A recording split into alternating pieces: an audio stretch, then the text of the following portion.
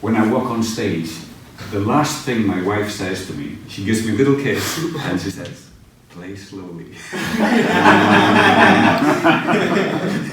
Because I do the same. I'm a speedy person, and it's hard for me to give time to things. Right. And it's hard for me to find comfort below a good speed.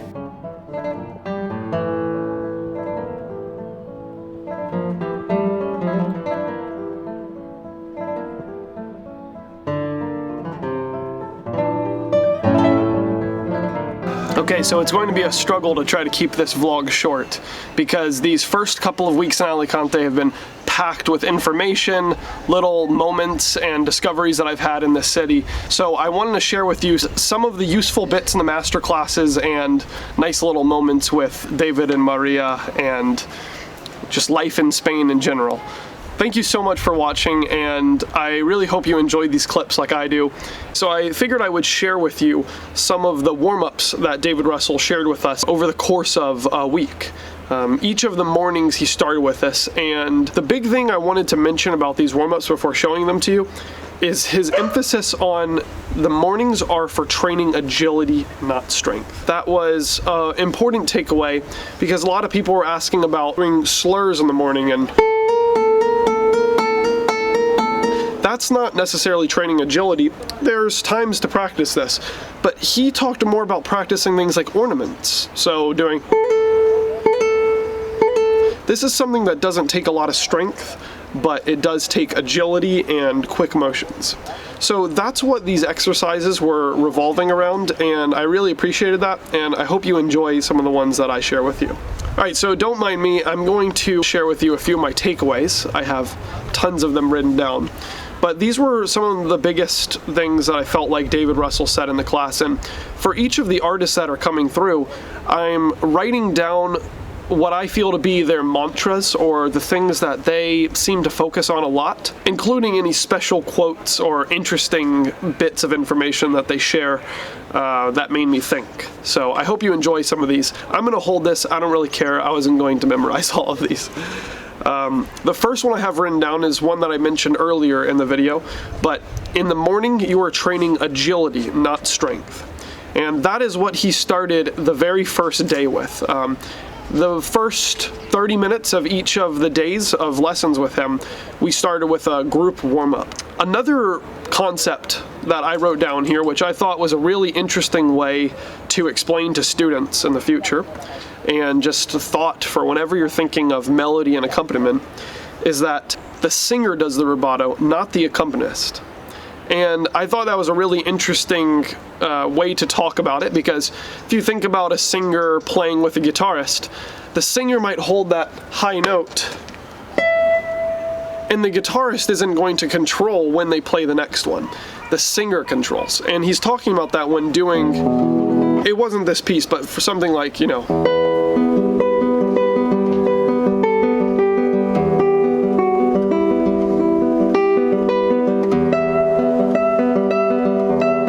you would never let the accompaniment control when the next vocal note comes in. I'm not sure if that example helps for you. Maybe also in La Cathédrale.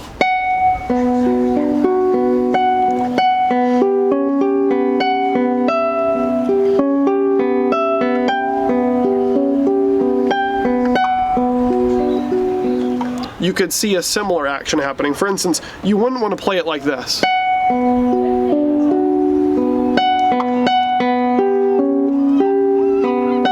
Because the singer would have no idea when to play that next note in the melody. I hope that makes sense, and the sun's starting to come out now, so I hope it's not interfering too much. But I'm going to go ahead and move on to the next quote. I loved this one. It was, if you can't copy an idea, how could you possibly reproduce an idea of your own in your mind? So this was him talking about the importance of copying recordings. Now, of course, not copying every single moment of a recording, but copying a musical idea. What he was saying is, if you're not able to copy exactly what someone is doing in a recording, then how could you make up your own idea and make sure that it's transmitted to the audience effectively? So he encouraged us to take little bits and pieces from not necessarily guitarists, but any instrumentalist that plays a piece that you're playing, and try to copy the music idea that they did exactly so that it's transmitted to the audience. And ask the friends around you. David was talking about how he plays for his friends and his wife and asks them what they thought of an idea that he had, and the importance of recording and playing back the little phrases that you're working on. Another one that I really liked was good rhythm doesn't need accents. It's about the timing.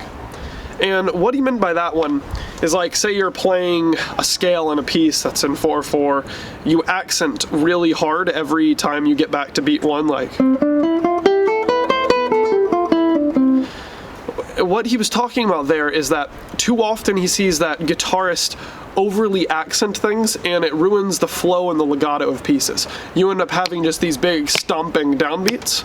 And that's something that he mentioned to many different players throughout the masterclass. So it's something that I internalized, and when I went and started practicing with a metronome, I started thinking, okay, you don't have to accent so much and to prove to yourself that you're playing in time. Here's a funny one that has a lot of truth to it. He said this: I can tolerate a cut. Only guitarists can tolerate a squeak. So he was talking to someone in a piece where they had a big shift, right?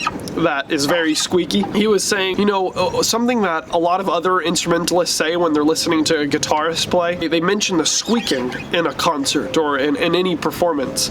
And he was saying that us guitarists are often too tolerant of this squeaking because it's something other people notice all the time and we don't notice as much because we get used to it. So someone was saying, oh, I squeak here because I don't want to cut this note. He was kind of just expressing if it's either between the two, a squeak or a cut, he could tolerate the cut, and guitarists are the only ones that would tolerate the squeak. Squeaking was one of the things that he emphasized more than I've seen any other artist emphasize. I wish I could go into greater detail of how he explained to avoid squeaks in a bunch of different situations, but the main idea is that most of the time we can avoid squeaks by just simply lifting our fingers. We get lazy and just glide along the fingerboard when we do position shifts like this, and do shifts when a lot of times we could do without doing this. So that was a really important takeaway, and I'm sure everyone that was watching that class went home and started thinking about when they were squeaking. Sorry if there's all these excess noises in these videos, by the way. It's birds and bells out here are the problems in Spain. And I'm right near the castle, Santa Barbara castle, that's right near my apartment. So there's tons of birds and bells going off about every 15 minutes, so sorry. The next takeaway I have here was to practice a detail, you must be able to start at the detail. And what he's talking about is the common thing of like starting at the beginning of a piece instead of starting right where the problem is. Tons of times we go back and start at the beginning, you know, whatever it is. What did I say? I have no idea how many times it's going to ring. It seems to be a mystery, not to go with the hour like most bells do. But what I was saying was that it's about starting on the exact detail that you're having difficulty with. Not the beginning of the phrase, the beginning of the measure, but right at the spot. And if he saw people that were starting way before where the problem was happening, then he immediately corrected them. After the classes with David Russell, myself and a few of my friends were talking about what our biggest takeaways were, and I'm sharing a lot of them here with you, but the one that we all agreed upon was that he hated to see people concrete in mistakes they were making. So a lot of times in master classes, people make a mistake and then they try to prove to whoever's teaching that they don't normally make that mistake. And you're not really proving to them anything except that this is what you do in your practice. When you get frustrated and you make a mistake over and over and over again, you go to the spot where you made the mistake and make the mistake again. What he emphasizes so much is that you need to just slow it down and not make the mistake again, no matter how slow you have to do it. So he commonly said, it's such a pity when you do that. He mentioned that about squeaks, about concreting in mistakes, and we just have to remember that every time we do something wrong, or we make we play a note that we weren't supposed to play, or we squeak out a spot we weren't supposed to, we're recording that in our memory, and we're way more likely to do it again. So it's all about doing it slow and getting it accurate. Up there in the top 3 of things that David Russell discussed during the masterclass, this idea of inwards versus outwards practicing and performing. And David Russell was saying that a lot of the time, students and performers in general get stuck in this mindset of always practicing and performing inwardly.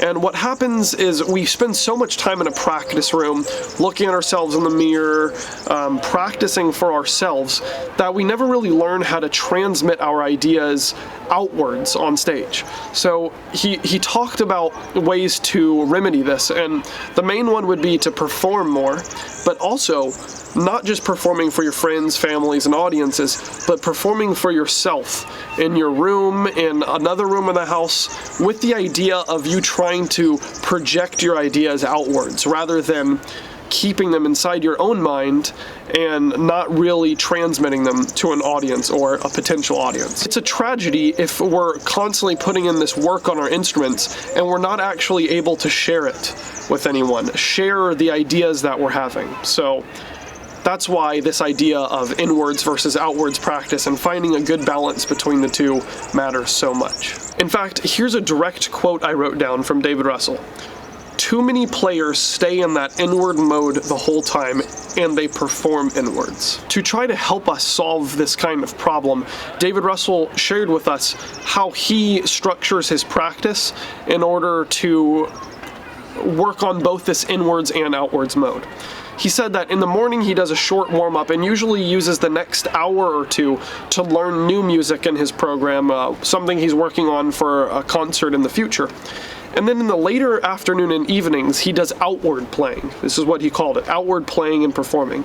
He used old repertoire as an example. He'll do a run-through of some old rep, and he'll perform for family, his wife, friends, ask them what they think. And this is his way of sort of compartmentalizing this inwards and outwards performing. I thought this was really interesting and a good idea that we should all at least try. There are the bells again that I mentioned earlier.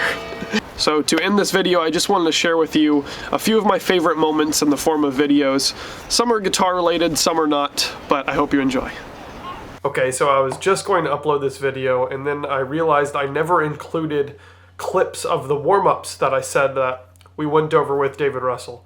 But what I decided to do is just make a separate video on that because there's a lot of explanation that goes into it, and this video was already 10 or 12 minutes. So I hope you enjoy these next little clips and stay tuned for the next video.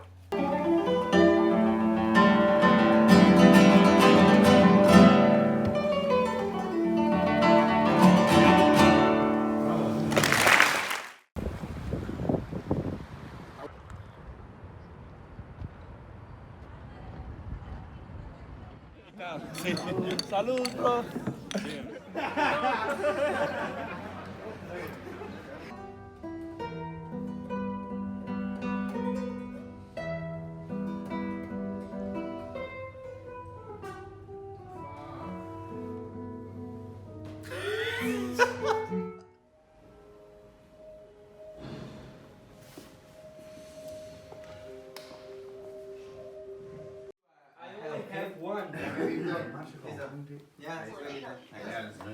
Ahora sí, ya se quiere.